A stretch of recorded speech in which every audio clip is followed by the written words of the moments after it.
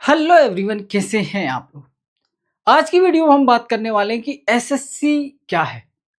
SSC कौन कौन सी job देती है, एसएससी की एग्जाम प्रोसेस क्या है, एसएससी में आपको कौन से डिपार्टमेंट में जॉब लगती है, जॉब लगने के बाद आपकी पहली सैलरी क्या होती है। इन सब टॉपिक पे आज की एक वीडियो में हम बात करेंगे। जो लोग बिल्कुल बिगनर हैं और एसएससी की तैयारी में पहला कदम रखा है, उन लोगों के लिए ये वीडियो कंप्लीट गाइड होने वाली है। इसके बाद आपको कहीं और भटकने की जरूरत नहीं पड़ेगी। मैं इस वीडियो में आपको सारी जानकारी दे दूंगा, तो वीडियो को एंड तक जरूर देखना। ठीक है, बिल्कुल ठीक है। देखो, सबसे पहले हम समझते हैं एसएससी। एसएससी का मतलब है staff selection commission. Staff selection commission है क्या? ये एक बॉडी है। देखो, गवर्नमेंट को क्या होता है, स्टाफ की जरूरत होती है। गवर्नमेंट को स्टाफ की जरूरत होती है तो गवर्नमेंट एग्जाम कंडक्ट कराने का सारा प्रोसेस होते है, उस प्रोसेस में नहीं पड़ती।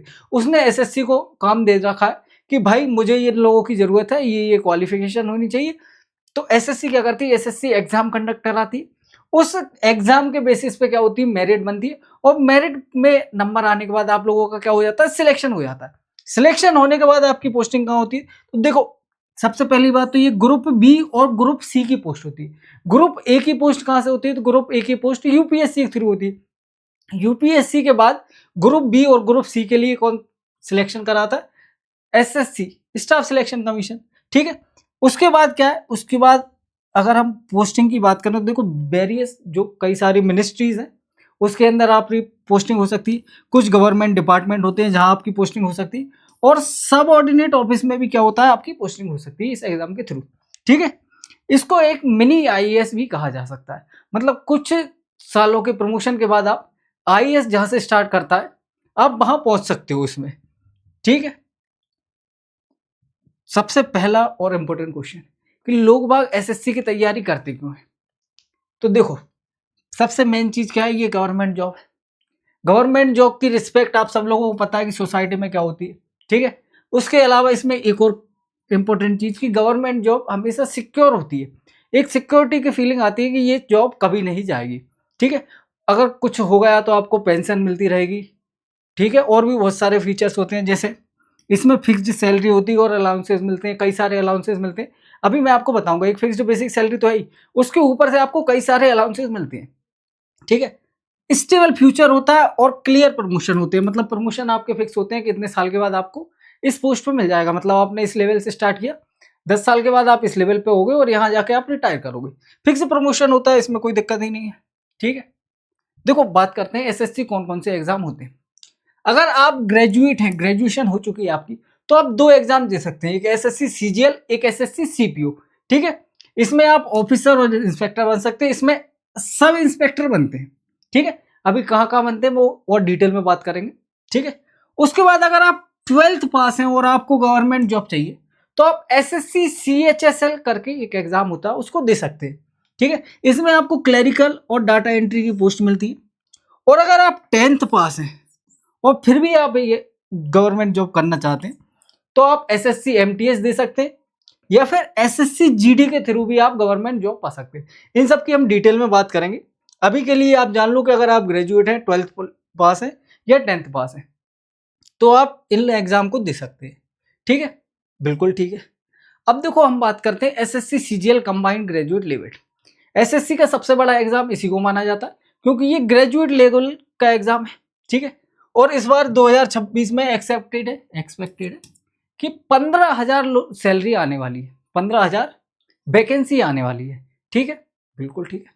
देखो, सबसे पावरफुल जॉब अगर मानी जाती है एसएससी में, तो वो होती है इनकम टैक्स इंस्पेक्टर की।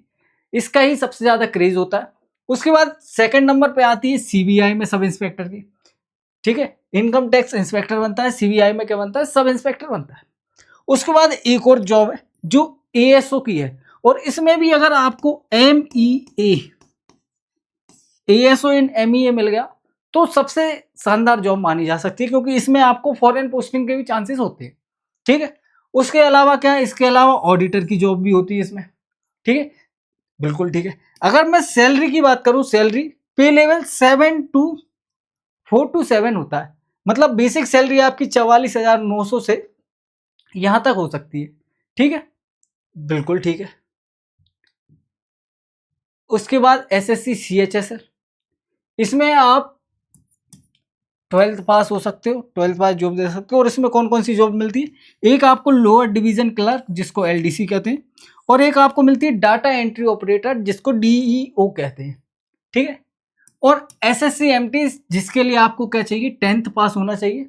इसमें आप पियोन बन सकते हो, हवालदार बन सकते हो, और ऑफिस अटेंडेंट बन सकते हो, ठीक है। बिल्कुल ठीक है भाई, कोई दिक्कत नहीं है। ये दोनों भी बहुत स्टेबल जॉब है। सबसे पहले हम बात करते हैं, देखो CPO की। CPO क्या है, CPO और GD ये दोनों ही पैरा मिलिट्री के लिए फोर्सेस हैं। जैसे अगर मैं बात करूं तो दिल्ली पुलिस में अगर आपको SI बनना है तो आपको क्या करना पड़ेगा, CPO क्लियर करना पड़ेगा। या फिर आपको CAPF में SI बनना है तो भी आपको CPO क्लियर करना पड़ेगा। इसमें जरूरी बात क्या है कि अगर आप फिजिकली फिट हैं, जो रिक्वायरमेंट होती है इसके फिजिकल के लिए, अगर आप उसको क्वालिफाई कर लेते हैं तो ये सबसे आसान जॉब मानी जाती है, ठीक है। बिल्कुल ठीक है। और अगर आप 10th पास हैं और फिर भी आपको यूनिफॉर्म वाली जॉब चाहिए तो आप क्या कर सकते हैं, आप बन सकते हैं कांस्टेबल इन BSF, CISF, CRPF और ITBP। इन सभी में कांस्टेबल की अगर आपको जॉब चाहिए तो आप किसके थ्रू जाएंगे, SSC GD के थ्रू, ठीक है। दोनों डिफेंस की जॉब है। उसके बाद अगर हम बात करें जॉब में एक्चुअल वर्क होता क्या है, जैसे मैंने बताया आपको इनकम टैक्स इंस्पेक्टर बन सकते हैं। तो इसके बाद आपको करना क्या होगा, इसके बाद आपको क्या करना होगा, देखो टैक्स असिस्टेंट करना, असेसमेंट करना होगा। मतलब जो लोग बाग टैक्स भरते हैं उसको चेक करना पड़ेगा कि लोगों ने सही जानकारी दी है या नहीं दी है, ठीक है। अगर किसी की गलत जानकारी आती है तो उसको इन्वेस्टिगेट करना होगा। उसके बाद ऑफिशियल रेड कंडक्ट करना होगा। और ये आपने देखा होगा, कई मूवी भी आई है इस पे कि कैसे 2-2 3-3 दिन तक कंटिन्यू रेड चलती रहती है, ठीक है। बिल्कुल ठीक है। CBI में अगर आ गया आप तो आप CBI का नाम तो सुना ही होगा। CBI में भी जा सकते हो, यहाँ से ED में भी जा सकते हो। इनका तो अलग ही रोल है, ठीक है। एंटी करप्शन इन्वेस्टिगेशन कर सकते हो। उसके बाद देखो ASO in CSS, ministry of administration में आपको एंट्री मिल जाती है। यहाँ से देखो आपको फाइल मूवमेंट करना है और पॉलिसी का इम्प्लीमेंटेशन करना है, ठीक है। बिल्कुल ठीक है। उसके अलावा आप ऑडिटर बन सकते हो। ऑडिटर में क्या करोगे, जो गवर्नमेंट अकाउंट है, एक्सपेंडिचर है और जो फाइनेंशियल है उसको आपको चेक करना है कि गवर्नमेंट ने जो पैसे खर्च किए वो सही तरीके से किए हैं या नहीं किए। मतलब आप गवर्नमेंट के क्या बन जाओगे, एज अ अकाउंटेंट बन जाओगे, ठीक है, सीधी भाषा में अगर मैं बात करूं तो। उसके बाद देखो भाई सबसे अच्छा मोटिवेशन देखो यहाँ से आएगा आपको। अगर मैं बात करूं आप CGL के थ्रू लगते हो तो आपकी स्टार्टिंग बेसिक क्या होगा, बेसिक 45,000 रुपए से आपकी सैलरी स्टार्ट होगी। इसमें ये है बेसिक पे। इसके अलावा आपको यहाँ से देखो और क्या मिलेगा, आपको मिलेगा DA DNS अलाउंस। उसके अलावा आपको मिलेगा HRA हाउस रेंट अलाउंस। उसके अलावा आपको मेडिकल फैसिलिटीज मिलेगी, मतलब गवर्नमेंट का इंश्योरेंस, हेल्थ इंश्योरेंस और टर्म इंश्योरेंस दोनों, ठीक है। उसके अलावा आपको ट्रैवलिंग अलाउंस मिलेगा, मतलब आपको अगर कहीं जाना पड़ता है गवर्नमेंट काम की वजह से तो आपको उसका पैसा अलग से मिलेगा, ठीक है। CGL की देखो बेसिक सैलरी क्या है ये। CPO में 50,000 प्लस होती है, लेवल 6 की जॉब होती है ये, ठीक है। अच्छा इसमें लेवल 4 से लेवल 7 है, तो कहीं कहीं इससे के आसपास होती है, कहीं इससे ज़्यादा भी होती है। मतलब कुछ पोस्ट में 80,000 तक भी होती है, ठीक है। उसके अलावा CHSL में बात करें तो 25,000 से 40,000 की रेंज में आपकी सैलरी रहेगी। और MTS और GD में आपकी 25,000 से 30,000 तक की सैलरी रहेगी। ये लेवल 1 से लेवल 3 की है, ये 2 से 4 की, ठीक है भाई। बिल्कुल ठीक है। अब देखो पढ़ना क्या होता है, ये भी बहुत जरूरी बात है।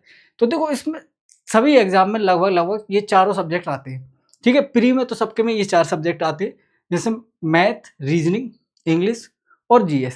आपको प्री क्वालिफाई करना होता है और लगभग सबका ही एग्जाम कैसे होता है, 100 क्वेश्चन 200 मार्क्स से, थोड़ा लेवल ऊपर नीचे हो सकता है। किसी के एग्जाम में टफ क्वेश्चन आते हैं, किसी में ईजी आते हैं। बाकी सबका सेम पैटर्न है, Tier 1 सेम होता है सबका। Tier 2 कुछ के होते हैं, कुछ के होते ही नहीं है, सबके अलग अलग होती हैं, ठीक है। उनकी बात हम आगे कभी करेंगे, एक एक एग्जाम की जब डिटेल में बात करेंगे। सिलेबस देखो, सिलेबस मोटा मोटी मैंने लिख दिया, वैसे पूरा सिलेबस हम स्पेसिफिक एग्जाम के वीडियो जब बनाएंगे तो उसमें डिटेल में बात करेंगे। अभी के लिए आप ये मान लो कि मैथ्स पढ़ना है आपको, ये बेसिक चैप्टर है। रीजनिंग पढ़ना है आपको, इंग्लिश पढ़ना है और GK GS पढ़ना है, ठीक है, बिल्कुल ठीक है। अब ये सबसे इंपॉर्टेंट चीज, सबसे पहले तो आप एग्जाम डिसाइड करो कि आपको किस एग्जाम में किस जॉब के लिए तैयारी करनी है, क्योंकि एक एग्जाम आपको फिक्स करना पड़ेगा कि मुझे ये टारगेट करना है। और टारगेट करने का मतलब ये नहीं बता रहा मैं कि आप उसी पे फोकस करते रहो, उसके आसपास के जितने भी एग्जाम है वो भी देते रहो, लेकिन मेन फोकस एक पे करना पड़ेगा। उसके अकॉर्डिंग आप पूरा सिलेबस कंप्लीट करो। जैसे ही उसके अकॉर्डिंग सारा सिलेबस कंप्लीट हो जाएगा, लगभग लगभग आप सबका बेसिक सिलेबस कंप्लीट कर चुके होंगे। फिर थोड़ा बहुत जो एक्स्ट्रा चीजें किसी एग्जाम में आती है उनको पढ़ लिया, ठीक है। तो सबसे पहले अपना टारगेट एग्जाम क्या करो, फिक्स करो कि भाई मुझे तो एसएससी सीजीएल की तैयारी करनी है, ठीक है। अगर आपने सीजीएल की तैयारी की तो सीएचएसएल का सिलेबस भी कंप्लीट हो जाएगा, जीडी का भी हो जाएगा, एमटीएस का भी हो जाएगा, सीपीओ का भी हो जाएगा, सबका हो जाएगा सिलेबस इसमें कंप्लीट। बस उसके लिए जो एक्स्ट्रा चाहिए वो आप तैयारी कहीं और से कर लो, ठीक है। जैसे ही आपका एग्जाम सेलेक्ट हो गया, सबसे पहले सिलेबस समझो कि ये एग्जाम हमसे डिमांड क्या करता है और इसका एग्जाम पैटर्न क्या होता है, किस तरीके के क्वेश्चन इस एग्जाम में पूछे जा सकते हैं, ठीक है, क्या क्या रिक्वायरमेंट होती है, सब चीजें देखो। उसके बाद डेली रूटीन बनाओ है। लोग बाग तैयारी के दलदल में कूद जाते हैं लेकिन उन्हें पता ही नहीं होता कि करना क्या है। आप एक फिक्स डेली रूटीन बनाओ कि भाई मुझे 1 घंटे ये पढ़ना, 1 घंटे ये पढ़ना, 1 घंटे ये, 2 घंटे मॉक लगाना है, फिजिकल तैयारी करनी है तो 2 घंटे फिजिकल की तैयारी करनी है, जो भी करना है, जो भी आपको जैसा बेस्ट लगे। आप कई लोगों को देख सकते हो कि कैसे स्ट्रेटेजी बनाए और उसके तरीके को सुन के अपने खुद के लिए स्ट्रेटेजी बना सकते हो कि ऐसी स्ट्रेटेजी मुझे बनानी है, ठीक है। उसके बाद बेसिक फाउंडेशन सबसे पहले, हर चीज में सबसे इंपॉर्टेंट चीज होती है कि आपके बेसिक्स कितने। अगर आपके बेसिक्स सही नहीं है तो आप कुछ भी करते रहो। मतलब कुछ लोग क्या करते हैं कि सिलेबस उन्होंने जल्दी जल्दी खत्म कर दिया और बेसिक्स पे ध्यान नहीं दिया। उनने क्वेश्चन की ट्रिक देख ली, क्वेश्चन की ट्रिक एग्जाम में काम नहीं आती। एग्जाम में काम आते हैं अगर आपकी बेसिक स्ट्रांग है तो आपने जो ट्रिक उन बेसिक को सीखने के बाद, प्रैक्टिस करने के बाद खुद से बनाई होती है, वो ट्रिक काम आती है एग्जाम में। आप क्योंकि टाइम बहुत कम रहता है, प्रेशर रहता है दिमाग पे, तो आप भूल जाते हो। इसलिए सबसे पहले अपने बेसिक्स पे काम करो। जैसे ही आपके बेसिक्स स्ट्रांग हो जाए फिर उसकी प्रैक्टिस करो, ठीक है। सबसे इंपॉर्टेंट चीज कि ये सारे एग्जाम में 70 से 80% क्वेश्चन क्या होते हैं, प्रीवियस ईयर से ही आते हैं। तो आपको प्रीवियस ईयर क्वेश्चन की प्रैक्टिस बहुत सारी करनी है। उसके बाद मॉक टेस्ट लगाओ और उनकी रेगुलर एनालिसिस करो और अपने आप को क्या करते रहो, इंप्रूवमेंट करते रहो, ठीक है भाई। ये कुछ गलतियां होती हैं जो टॉपर्स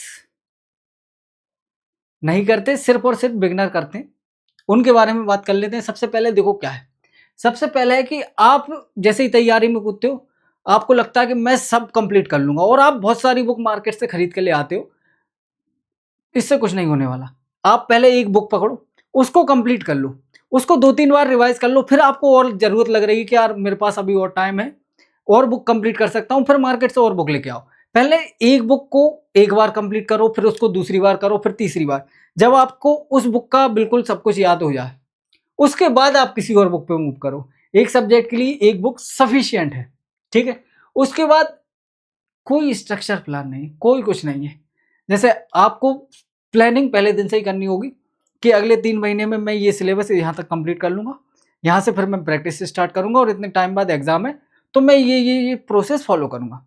कोई प्लान नहीं होता लोगों का, कहीं से भी कुछ भी रैंडमली पढ़ना स्टार्ट कर देते हैं, फिर वो उसी चीज़ को भूल जाते हैं कि क्या पढ़ा था क्या नहीं पढ़ा।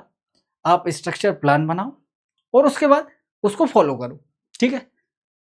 सबसे बड़ी गलती लोग बाग क्या करते हैं, सबसे बड़ी गलती कि वो मॉक टेस्ट को स्किप करते हैं।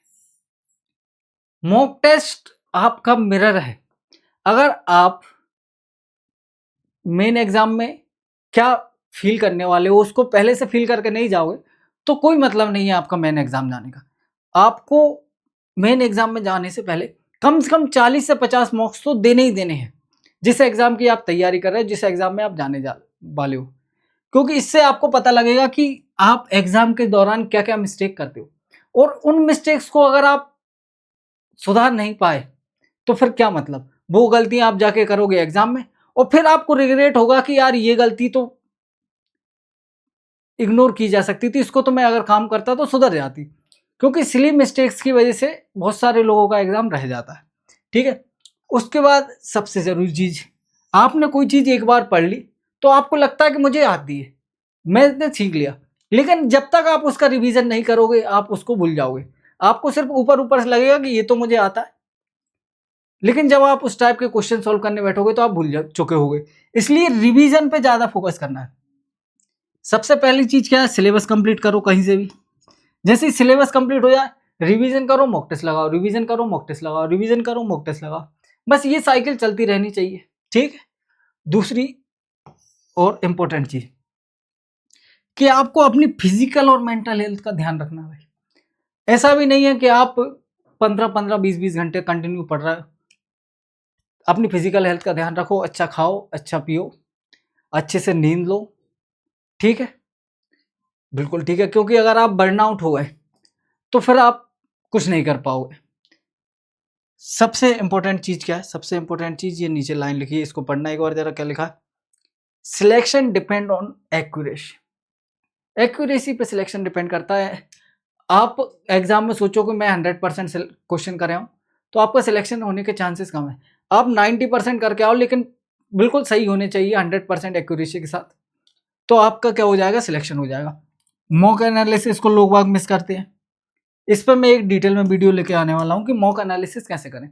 तो जिन लोगों ने चैनल को सब्सक्राइब नहीं किया वो चैनल को सब्सक्राइब कर लेना, ठीक है। और घंटों की पढ़ाई से कुछ नहीं होता कि आपने इतने घंटे पढ़े, इतने घंटे पढ़े, उससे मतलब नहीं। आपने उस घंटे में कितना प्रोडक्टिव काम निकाला, उस चीज से आपका सिलेक्शन होगा, ठीक है भाई, बिल्कुल ठीक है। लास्ट में कुछ खूबसूरत सी लाइन है आपके लिए कि हर टॉपर कभी बिगनर ही था, ठीक है। छोटा छोटा स्टार्ट करो और उस पर कंसिस्टेंट रहो, डेली इंप्रूवमेंट होता रहेगा आपका, ठीक है भाई, बिल्कुल ठीक है। Success in SSC is a marathon of consistency. अगर आप कंसिस्टेंसी लगे रहे तो आपका सिलेक्शन होने के चांसेस 100%, ठीक है। Not a sprint of perfection. आपको इस एग्जाम के लिए परफेक्ट होने की जरूरत नहीं। अगर आपको सब कुछ थोड़ा थोड़ा भी आता है और लेकिन बेस्ट आता है कि जो चीज मैंने पढ़ी वो मेरे को 100% आती है, उसको कई बार रिवाइज कर चुका हूं मैं, तो आपका सिलेक्शन होने वाला है, ठीक है। Bye, all the best.